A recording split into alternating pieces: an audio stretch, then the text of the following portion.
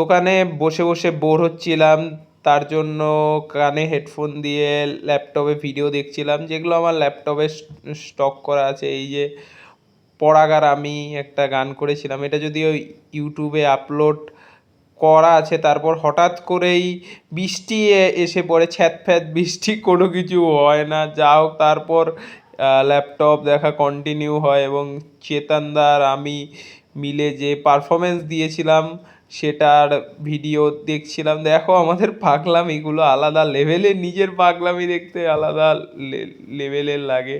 যাই হোক, এগুলো করতে করতে 3টে বেজে যায় এবং এই দেখো রোদ আবার উঠে গেছে, বৃষ্টির কোনো নামগন্ধ নেই। তারপর আমি টিফিন করে আর মিল্ক চকলেট খাচ্ছিলাম, 5 টাকা দাম, বলছি সুপার বলছি। যাই হোক, মিল্ক চকলেটটা খুব ভালো ছিল। আমি অবশ্য বলবো না তোমরা খেয়েছো কি না, তোমরা অবশ্যই এটা খেয়েছো।